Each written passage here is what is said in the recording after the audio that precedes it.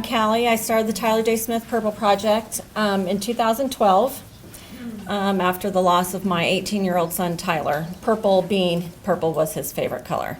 Everything was purple. His walls were purple from the floor to the ceiling. It was purple. So what purple stands for was what we could come up with was P, promoting hope. When we started talking with kids and parents nowadays, we saw that there was a severe lack of hope in people. And that is something that Tyler always wanted to instill in his friends and other people, was that you can fall down once, it doesn't matter, just as long as you get up. So we really try to talk to kids and let them know that there is hope. Even if they've messed up, there's programs out there that can help them, and not to give up. U in purple stands for Uniting Adults and Teens. This has also been a progression. When we first started in 2012, there wasn't one teenager we talked to that wanted to talk to an adult, let alone their own parent. They didn't want to tell them what was really going on or what their friends were really doing when they were supposed to be going to the movie or the mall. So we try to unite adults and teens to come together and talk and try to solve the problem and let them feel comfortable and confident with an adult. R stands for raising awareness. We have been hard at work raising awareness. Since 2012, the Purple Project has been to 9 different states, and we have talked to over 10,000 people. Raising awareness in our community has been the biggest part of the Purple Project, only because if drugs had entered my home, I was literally shocked. Never once in my life I thought that, I have 3 sons and Tyler was the youngest, that drugs or any kind of drug or alcohol would be a part of my family or in my home, because we did have the talks. We did go through DARE. We did pick our friends wisely, and we were a close, happy family. And so raising awareness to parents has been the #1 goal in our project. P for preventing one more life from being lost. When we made this goal, it was 2012, and it was an uphill climb. When I looked at the statistics, there was a person lost every single year in every state of the United States and 3 other countries due to synthetic marijuana. 1 or more every year since 2009. So 2013 came and Nebraska lost somebody else. And I thought, we're not going to make our goal. So we continued working really hard, and 2014 came and we made it. Nebraska did not lose a single person to synthetic drugs, let alone a young person. So we were really happy about that. L stands for lobbying for change in our communities. I spent a lot of time out here in Lincoln in the Capitol. Right after Tyler passed away, it was 6 months to the day that LB 298 was passed, and they dubbed it Tyler's Law, Resolution 359. Tyler's Law was passed covering 48 pages of chemicals that had been used to market to our young people. And it was passed very, very quickly. It was passed unanimously, and we were really, really happy about it until a few months later when they called and got the chemicals, and we entered Generation 6 and 7 of K2. So once again, we went back to Lincoln and we passed unanimously an update to Tyler's Law, LB 811, and that covered the latest forms of the synthetic drugs. Unfortunately, we're back this year lobbying for LB 326. It's been heard in the committee. It's out of committee now, and we've had to make a few amendments, but this law does include the edibles that we're seeing and the latest form of synthetic drugs, which is Generation 8 of K2. It also puts a felony charge and labels the drug a Class 1 narcotic. So we are really hopeful and excited about this one, so we hope it passes. We also had a meeting I did with the Attorney General. I thought, if these kids are buying drugs or any kind of designer drug, synthetic drug, in a gas station that's a block away from a high school, then we've got serious problems. There's no way us as parents, can be with our kids or their friends 24/7. And if they can walk down to a gas station on their lunch break and buy it, pay tax on it, then we are in more trouble than I thought we were. So just 2 months ago, Attorney General Doug Peterson got 45 other attorney generals in the United States to come on board and propose to all the major oil companies in the United States and overseas to come to an agreement that they will not allow any synthetic drug or designer drug in any one of their convenience stores or gas stations. So that was a huge victory for us as well. Really happy about that. E stands for empowering young people to stay informed. I find when I talk to kids that they actually have no idea what it is they're taking. They're just taking it. Oh, this looks like marijuana. We all know marijuana doesn't hurt you, we'll just smoke it. Oh, this pill looks harmful, it was prescribed by a doctor, I'll just take it. These kids really don't actually take the time to look into what it is they're smoking, drinking, what their friends are using. And so we empower them to stay informed and let them know that power is knowledge, or knowledge is power, and if you have that power, you have the potential of becoming much better than you could be if you were on drugs or alcohol. Synthetic drugs. That's my main topic. So when I talk about synthetic drugs, not a whole lot of people, especially older people, know what they are. The young kids know exactly what they are, even young as 12. But parents don't know what they are, and I didn't know what they were. These are some packages of different names that have been used, that are on the shelf in head shops and stuff, and were in gas stations. A lot of different names, a lot of shiny packages, and they're all marketed to young people. And they're marketed as an herbal essence. They are marketed as a tobacco, flavoring tobacco. They are not being marketed as a drug. They're not being marketed as marijuana. They're being marketed to your child as something that would be attractive for them to buy and use. So I always ask the kids, what are synthetic drugs? Do you really know what they are and where they came from? And most of them don't. My main point is that it's a man-made drug. We're not dealing with marijuana that's grown in the ground and made, and you guys are smoking just pure marijuana. We're dealing with chemicals, many, many, many different chemicals. It's man-made. It doesn't have anything to do with marijuana. They don't use any portion of the marijuana plant to make this synthetic marijuana. The only thing they're using for marijuana is the name, because they relate the name marijuana. Most people will think that it's safe, that it's not actually going to hurt you.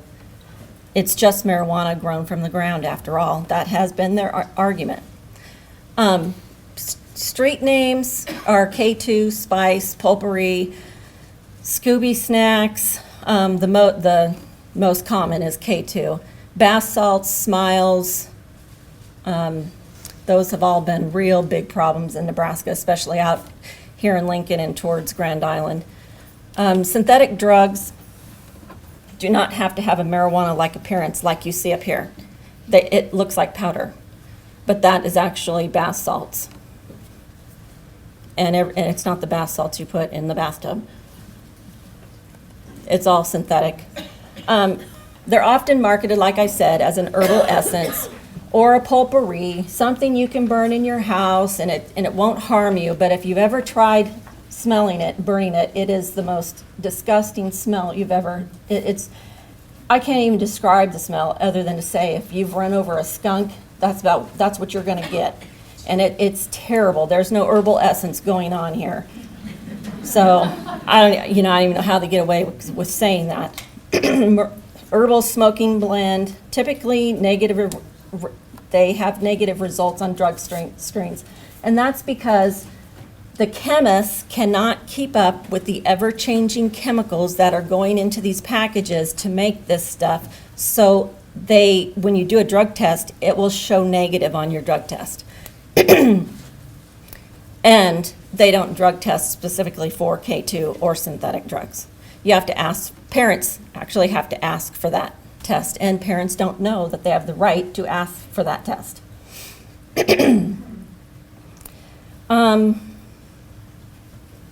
It's sold in head shops. It was being sold in gas stations up until a few months ago, and on the internet is a big one. It's advertised on the internet almost everywhere you look on the internet, there is a site for where someone could purchase synthetic drugs. It could be mailed directly to your house.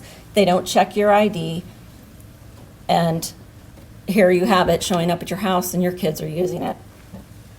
It's also advertised as being legal, which all the generations up to Generation 7 are illegal. Now K2 Generation 8 is not illegal because we haven't actually passed the law yet, or the bill yet.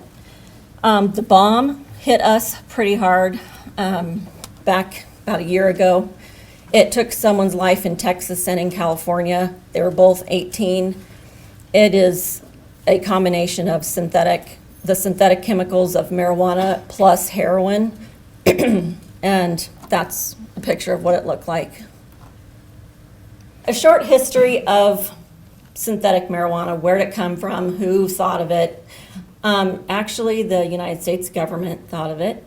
It employed Dr. John W. Huffman to find a form of marijuana that would help veterans that were coming back from a war with serious PTSD, cancer patients, and the thought behind it was really good. And they wanted him to come up with a drug using THC that could possibly help even seizure patients and be safe to use. And so Mr. Huffman did. And what he found in his findings was that if you actually ingested or smoked in any way, inhaled these chemicals, you would be a complete idiot because it would take your life. That's what he said. And he also said you'd be playing Russian roulette with your life.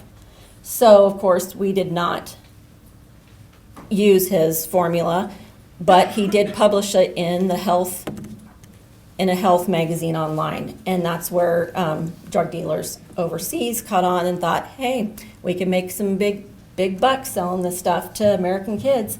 And so they did. They took his formula, which is herbs mixed with chemicals. And the first 8 were labeled JWH because they were after John W. Huffman, and they were sprayed on these herbs, is what they are, and then you could smoke them. These are several different kinds of synthetic marijuana that you can get, different colors. They all different chemicals, different amounts of chemicals. They're not FDA approved. They're not FTC approved. In fact, it is very difficult to even determine what's in every single package. One person could buy this, 2 people could buy the same package, smoke them both. One could die, one could live, one could have seizures.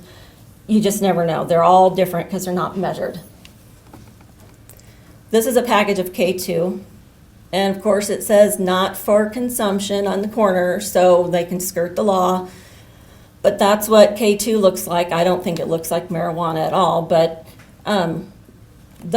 that little portion right there has over 1,000 chemicals sprayed on that.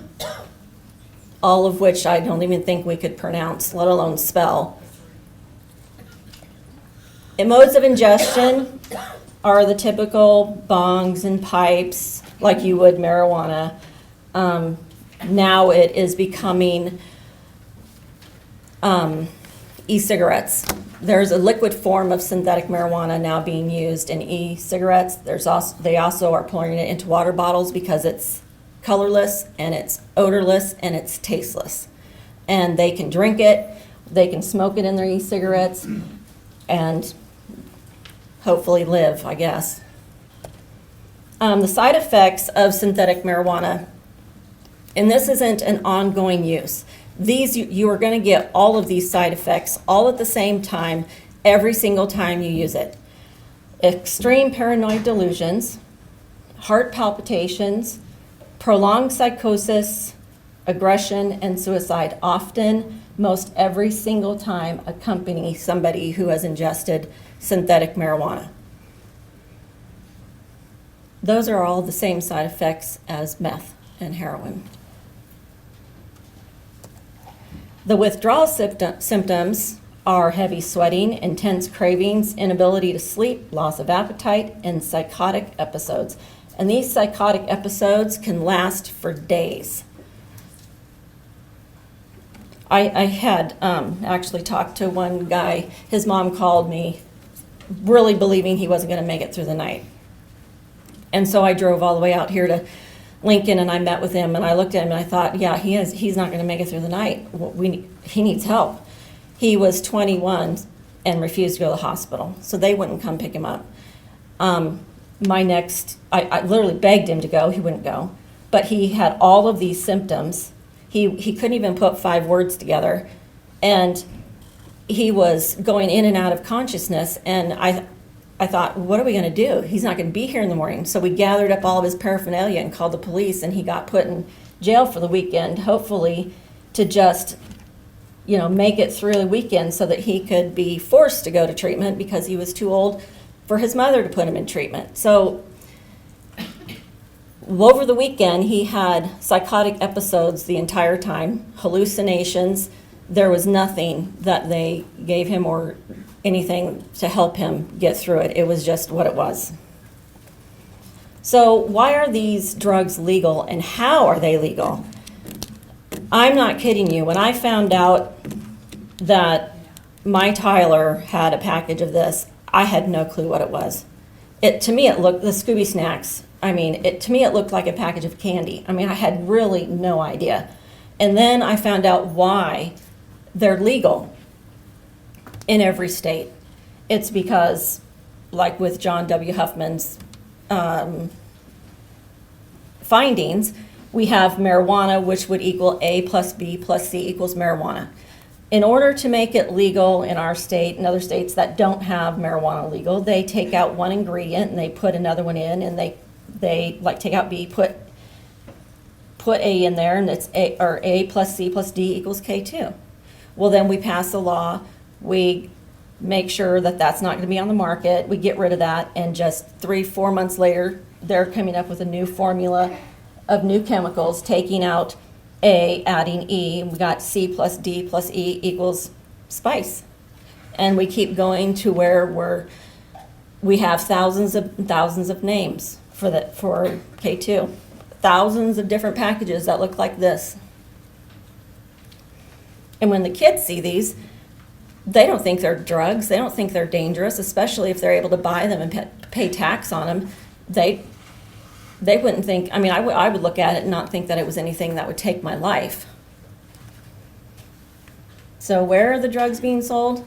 Like I said, they were being sold up until 2 months ago in every gas station and convenience store that would have them there. Tobaccos for Less was a big one. Sinclair, those, all of them. But Attorney General Doug Peterson took care of that, which we're real grateful for, in 45 other states. But so now they're being sold in head shops, and your dealers at school, kids who like to mix them up in their basement or their garage and bring them to school and hand them out. And, that's really where they're getting them now.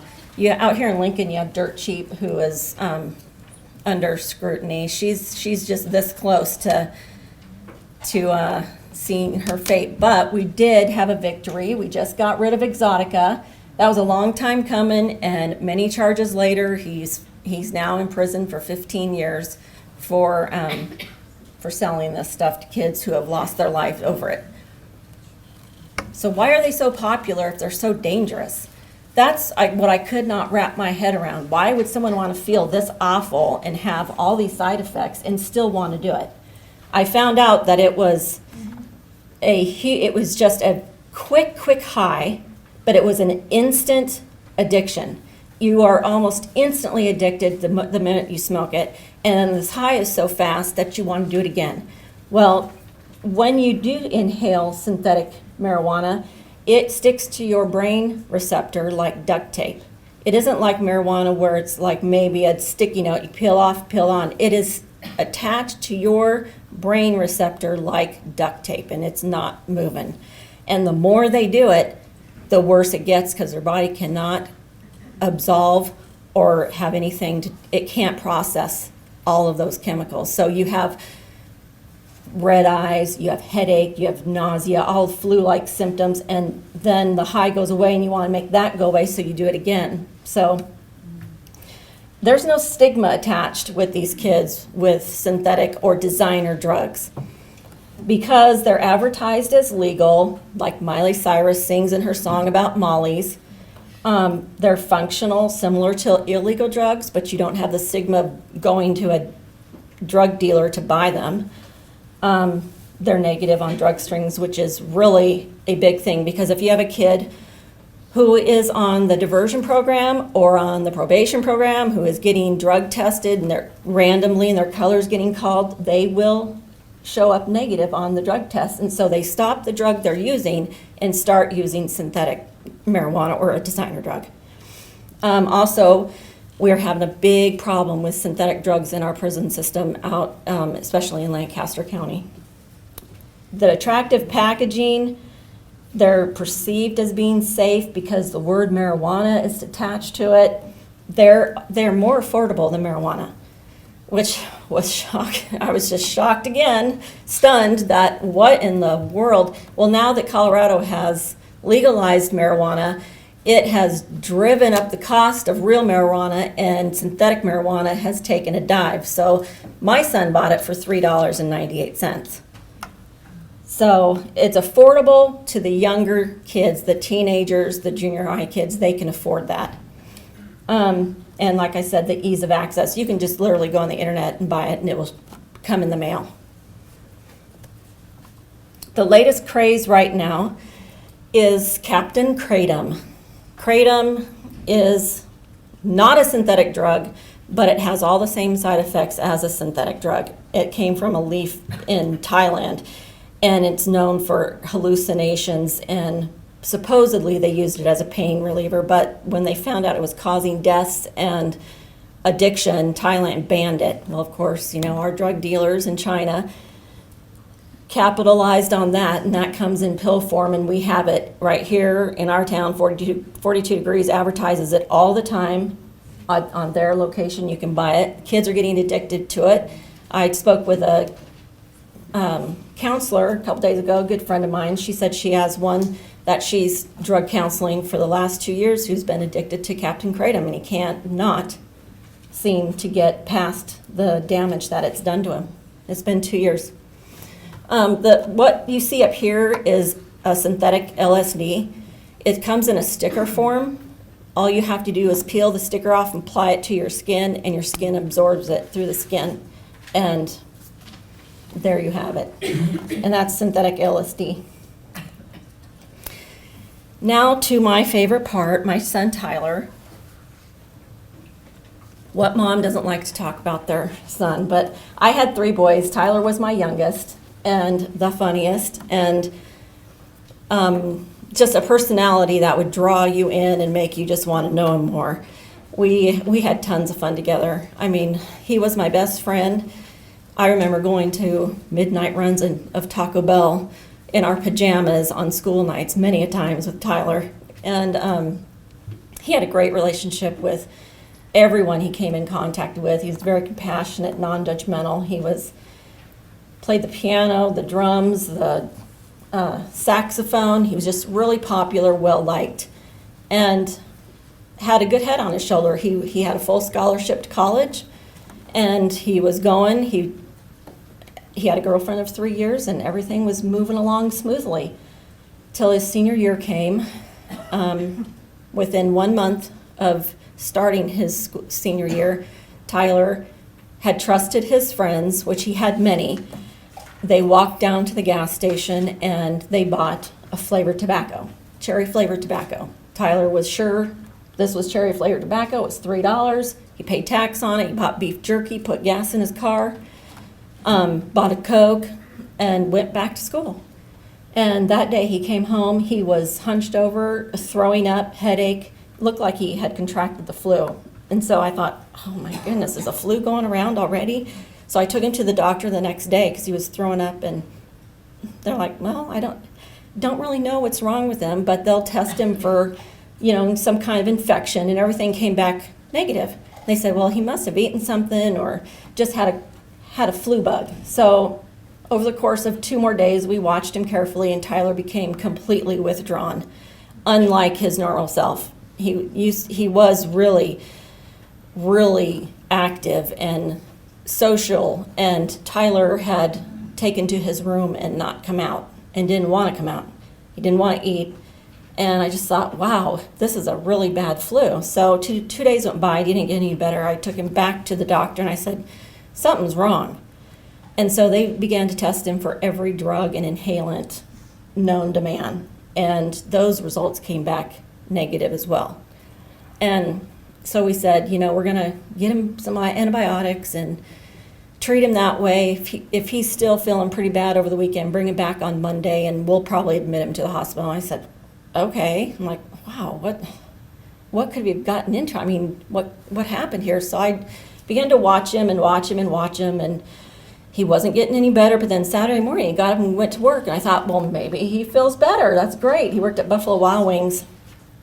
And so I remember sitting on the couch, and it was only an hour and a half later, and Tyler come walking in the door. They had overstaffed and sent him home. But he was completely bent over. He was 6 foot.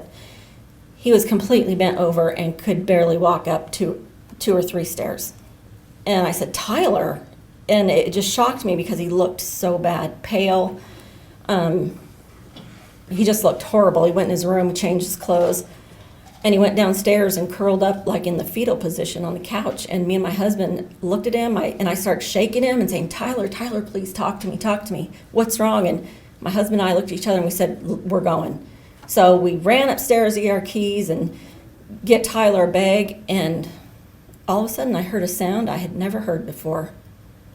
And I just looked around and I said, what was that? And I ran downstairs and I didn't see Tyler on the couch. And so I began looking around the room and screaming. I began screaming uncontrollably his name. And there I saw my son. He was up against the wall downstairs. He had taken his own life. And I can't even tell you how my heart broke into a million pieces that day. All for a bag of $3.98 bag of synthetic drugs.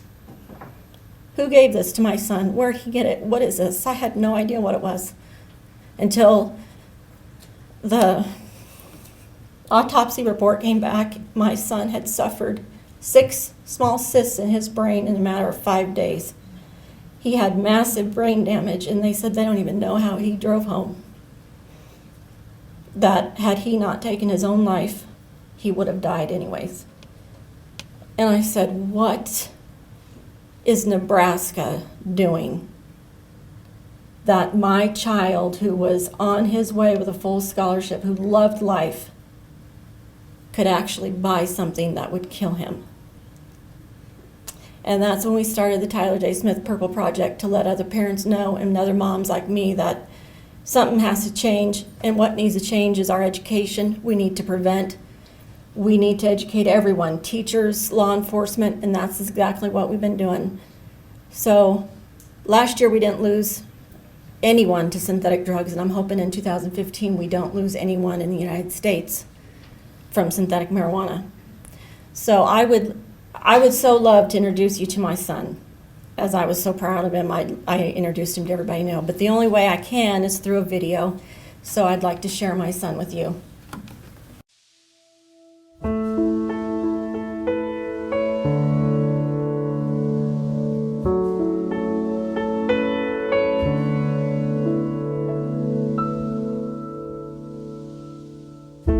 Hope sleeps without me.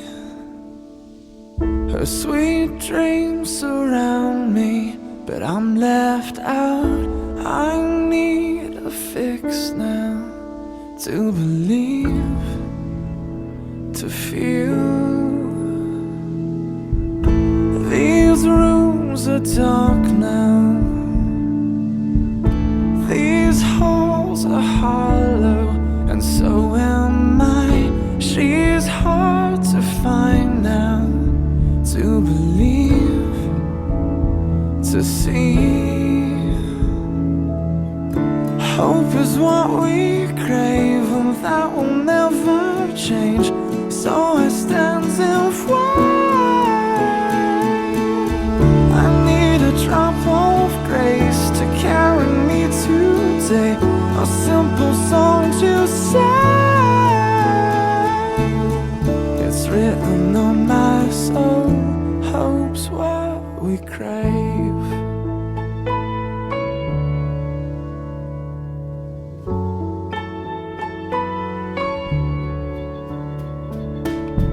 I won't turn to dust now. Let these tears rust now on my face. Give me the spark now to believe, to see.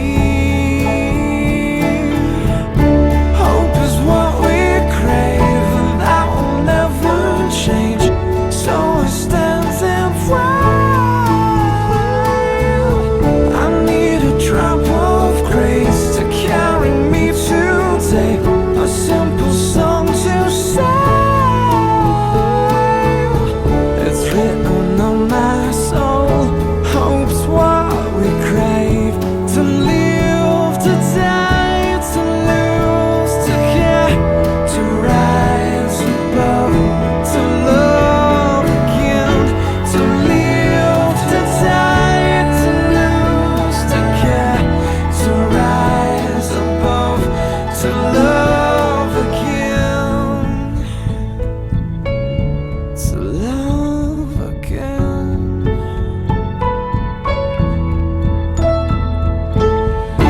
Hope is what we crave, and that will never change. So I stand and fly. I need a drop of grace to carry me today, a simple song to say. Hope is what we crave. I need a drop of grace. It's written on my soul, hope's what we crave. Ooh,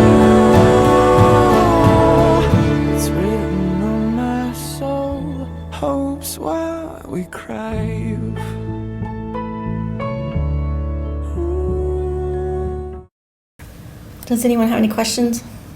Current legislation is, and then I know you previously shared some of the statistics about ER visits. Oh, Can you yes. talk about that a little bit? Yes, in 2012, when I was doing all my frantic investigating and demanding answers and being a freak, I learned that just in the state of Nebraska, there was over 30,000 people that went to the emergency room because of synthetic marijuana. That would be whether they were having seizures, whether they were hallucinating, whether they were having panic attacks, or something that was causing them to go to the emergency room. And those were the only ones that were reported. In 2014, that number nearly tripled. And while in 2014, we didn't have a death to synthetic drugs, the number of ER visits tripled. So then, while I'm talking to kids and trying to take statistics and everything, in 2012 and 13, it was the drug of choice among high school seniors. And 1 in every 6 had some kind of encounter with a synthetic drug. In 2014, it is now the drug of choice of middle school students, and 1 in every 3 have encountered or used synthetic marijuana. And the youngest I've encountered is 11. So they're getting it from their older brother sibling, whether they're going over to a friend's house and a teenager is there and they have some, or they know someone who's making it. But when I've talked to 5th and 6th graders, they're in a group of 100 people, there was at least probably 63% of them had already encountered synthetic drugs. We're having a major, major problem with drugs in the Millard school system right now, and there is what they call farming and skittling going on. And as we learned about the prescription drugs, they're also mixing a bunch of prescription drugs with the synthetic drugs and just taking whatever is in the bowl and using them. And once you mix a synthetic drug with something else, you just don't have a chance. We had I begin to wonder about the rehabilitation efforts. Is it just a 90-day stay? Is it a year? Are they ever going to be able to recover if they've used synthetic drugs? What I've learned was that it is much like secondhand smoke. If you're in a car and the windows are rolled up and someone is smoking this synthetic drug, you're going to have the same side effects as he is, as if you were smoking it yourself. Also, the rehabilitation, if you happen to survive, and it is a matter of if you survive, rehabilitation isn't just 90 days. We're talking 1 to 5 years, depending on what the person has. We have a girl out in Texas, this is her 6th year, and she's still blind, she's a paraplegic, and she cannot speak. And we're going on 6 years for her that she's been in rehabilitation. There were 2 kids pulled out of La Vista High School. Every year there are kids pulled out of that school for grand mal seizures. This year it was 2, last year it was 2, the year before it was 3. So they're using it in the bathroom, they're carrying it in their deodorant bottles or their handmade pipes made of parachute bracelets that they're wearing, and they're bringing it into the school, and that's how other kids are getting a hold of it. So when we were looking at 1 in 6, we're now looking at 1 in 3, and the age has gone younger rather than older. So in the current legislation, like you asked, LB 326, I touched on that a little bit. We just had the testifying of LB 326 where we wanted to make synthetic or designer drugs a class 1 narcotic. That would be a felony. A lot of people think we want to just throw kids in jail, but it's not the case. We really believe that anyone selling a drug that has this serious side effects and withdrawal symptoms, and not a matter of if you survive, it's just a matter of when you're going to die type drug, should be labeled a class 1 narcotic and made not available. We are going after the manufacturers and distributors of this drug. We've also met with the FDA and the FTC, and they are all on board. And so things are moving. It's just they're moving slowly. And trying to keep up with the ever-changing chemicals has been a problem. But with our prevention efforts made in the state of Nebraska with coalitions and law enforcement and school administrations, it's been better than any other state in the United States. We have the best numbers. Next month, I'll be putting together an advisory committee where we are going to track the numbers, such as who's using, what age, where they're buying, are they recovering, how long is it taking to recover, where they're getting them, and that committee is going to be put together next month. And so hopefully we will have hardcore numbers to publish every single year with regards to synthetic drugs and designer drugs.